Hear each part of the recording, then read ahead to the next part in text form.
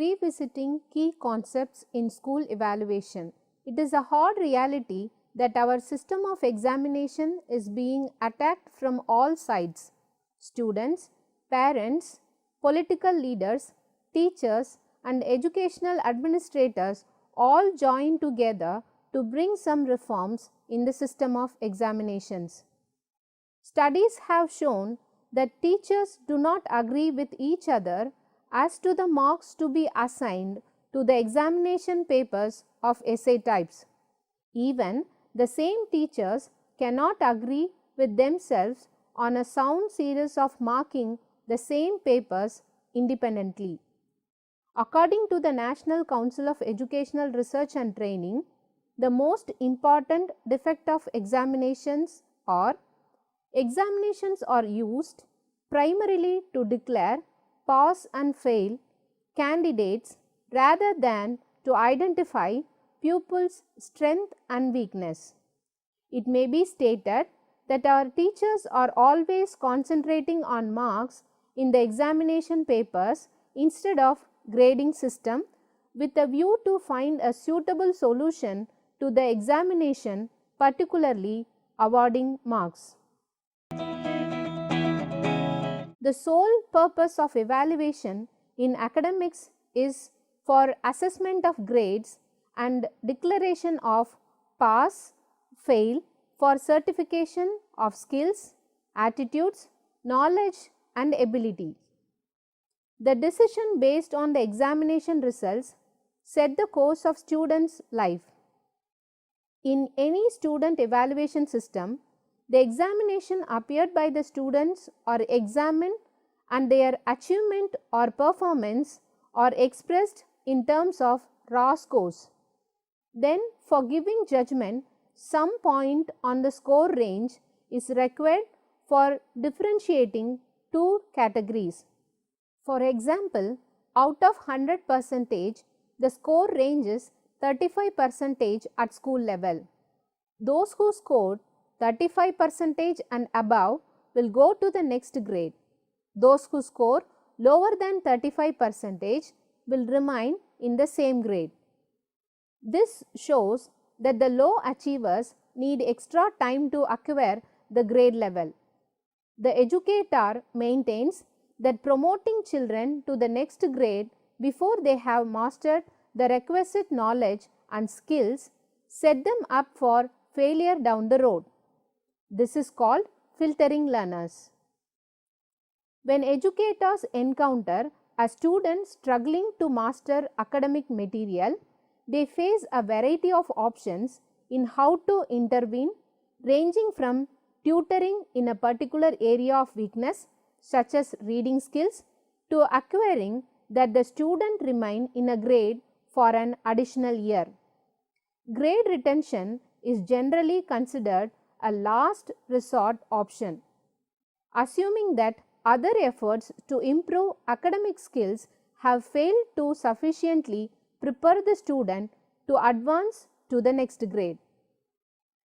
Reasons for filtering learner. Passing a child who did not learn the necessary material cheats the child of an education. As a result, when the child gets older, the student will likely fail classes or be forced to attend the next grade. Students who are promoted cannot do the work in the next grade and so are being set up for further failure. It sends the message to all students that they can get by without working hard. It forces teachers to deal with underprepared students while trying to teach the prepared. It gives parents a false sense of their children's progress. It will not give them the help they need. Marks.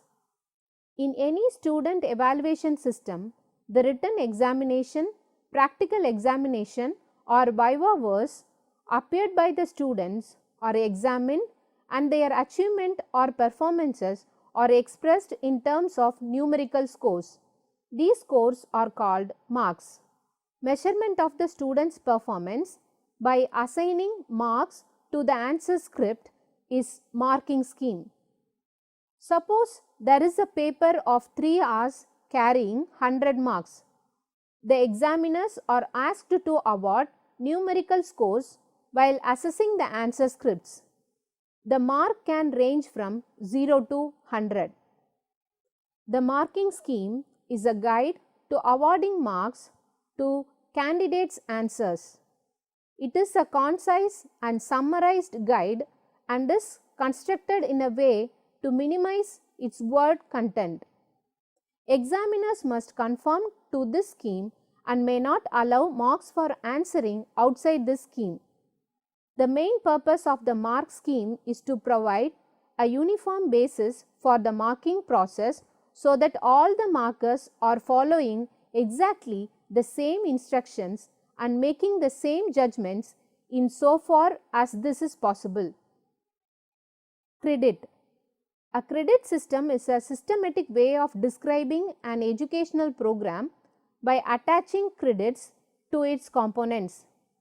The definition of credits in higher education systems may be based on different parameters such as student workload, learning outcomes, and contact hours. The term credit has a connotation of achievement or earning. It also implies successful completion of a course of study measured in terms of classroom instruction, hours or weeks in the course being studied in that semester. It is an identification of credits for a learning effort. Credits of course also indicate the weightage of a course for calculating grade point average. A unit by which the coursework is measured is called credit. It determines the number of hours of instructions required per week. 1 credit is equivalent to 1 hour of teaching or 2 hours of practical work or field work per week. Advantages of credit-based evaluating system. It respects student autonomy, represents a shift in focus from teaching based on learning education since the workload is based on the investment of time in learning. It records students' workload realistically. It calculates not only the time spent by the students in lectures or seminars, but also the time they need for individual learning and the preparation of examinations. It helps self-learning. Students may undertake as many credits as they can cope up with without repeating all the courses in a given semester if they are unsuccessful in one or more courses. It offers more flexibility to the students, allowing them to choose interdisciplinary courses along with major courses, which makes education more broad-based. It facilitates students' mobility, providing opportunity to transfer the credit earned at one institution to another. It provides more transparency and compatibility between different educational structures. Choice. In the examination in which students are asked to select the best known question to write the answer or answers out of the choices given in the question paper is called choice. The question will be asked from the allotted syllabus. In the question, equal weightage will be given to each unit in the syllabus and the knowledge level. The alternate questions will be asked from the same unit but of different level, namely cognitive, affective and psychomotor, knowledge, understanding, application, analysis, synthesis and evaluation. According to University Grants Commission, the choice-based credit system, that is CBCS program, in which the students have a choice to choose from the prescribed courses which are referred as core, elective or minor or soft skill courses, and they can learn at their own pace, and the entire assessment is graded based on a credit system. The basic idea is to look into the needs of the student so as to keep up to date with development of higher education in India and abroad. CBCS aims to redefine the curriculum keeping pace with the liberalization and globalization in education.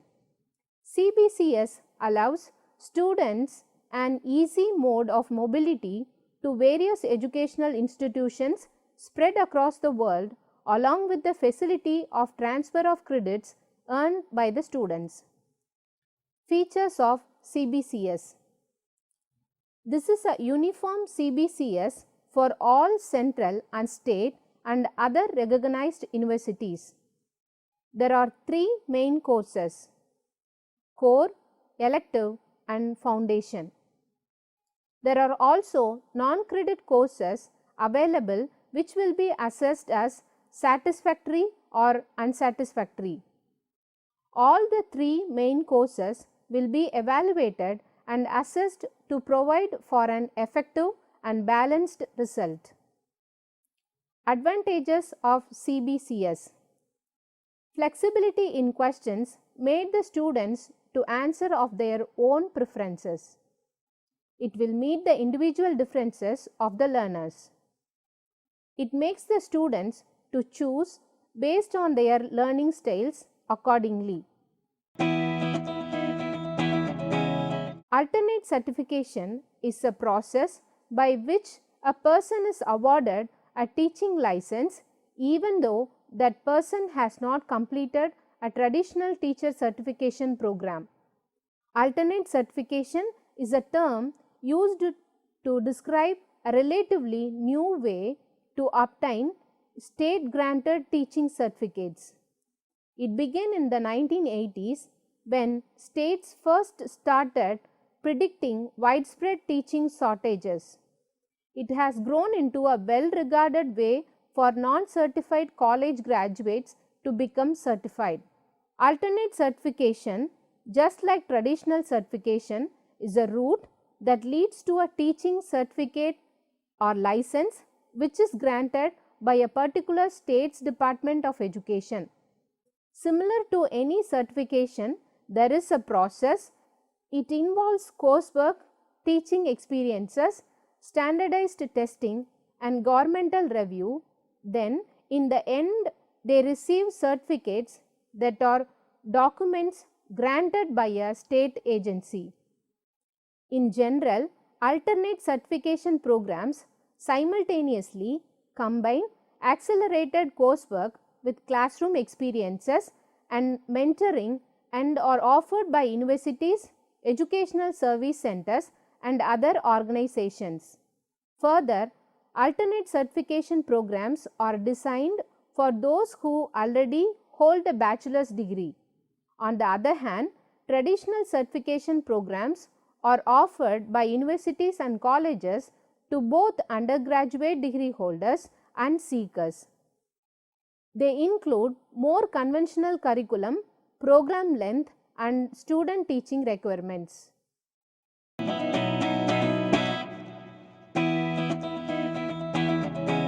An important policy challenge is the design of student final assessment, which seeks to provide a summary statement of student achievement at a particular point in time.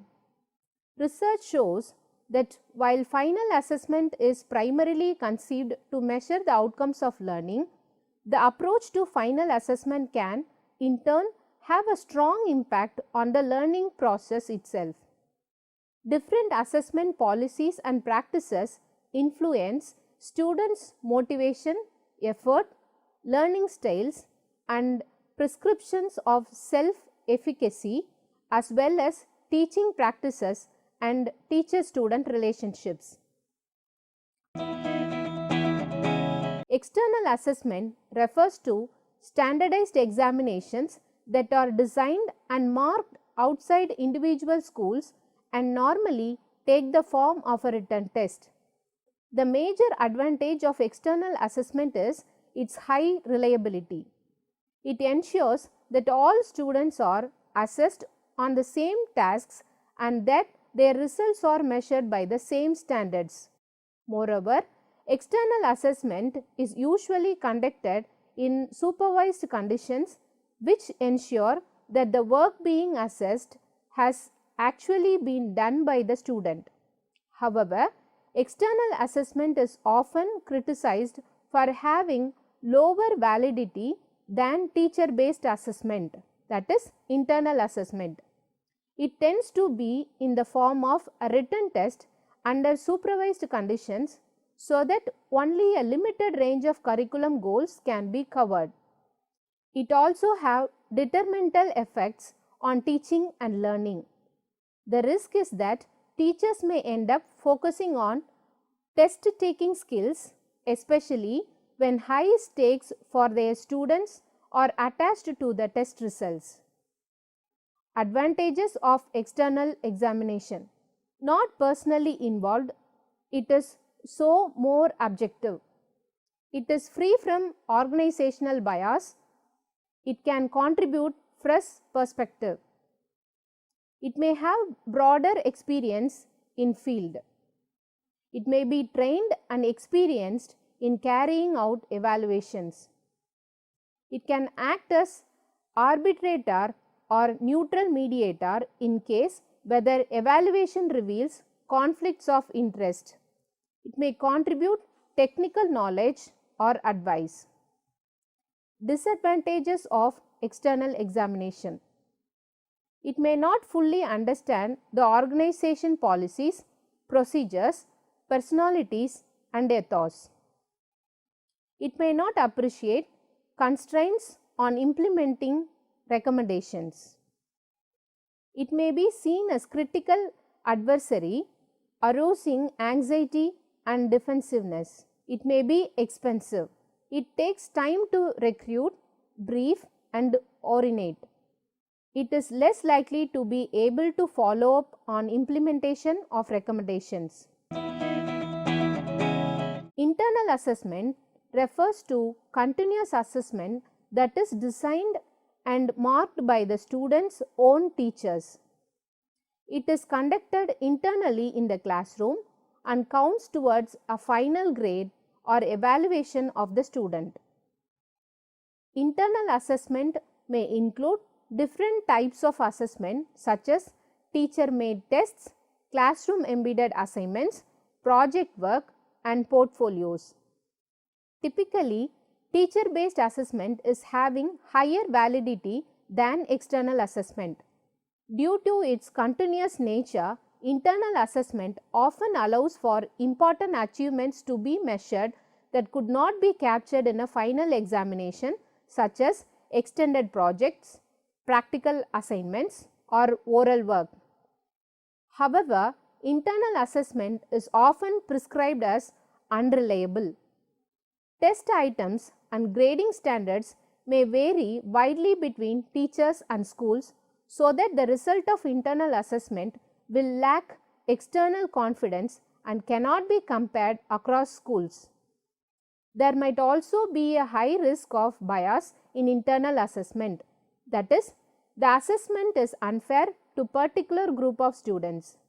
This indicates that a combination of internal assessment and external assessments would be most suitable to ensure maximum validity and reliability. Advantages of internal assessment. The internal assessor knows the organization, its program, ethos and ways of working. The internal assessor understands and can interpret personal behavior and attitudes of the student. Because the student is known to the staff, it is less likely to cause anxiety or disruption among the students, and they can follow up on recommendations. Internal assessment is usually less expensive and does not require lengthy recruitment procedures. Internal assessment helps to develop internal evaluation capacity at national level, and it also easier to communicate evaluation findings throughout organization. Disadvantages of internal assessment.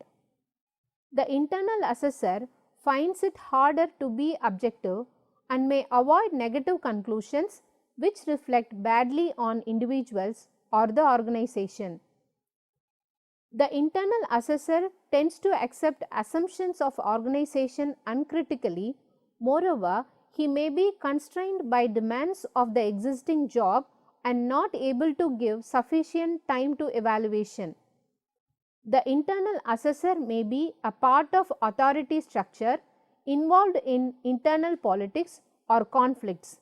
He may not be fully trained or experienced in evaluation, or he may not have necessary technical expertise. Learning outcomes that can be readily assessed in external examination should be covered this way, whereas more complex competencies should be assessed through continuous internal assessment. Also, strategies to improve the reliability of internal assessment include using scoring guidance, negotiated scoring criteria, external benchmarks, training for teachers, multiple judgments, and external moderation.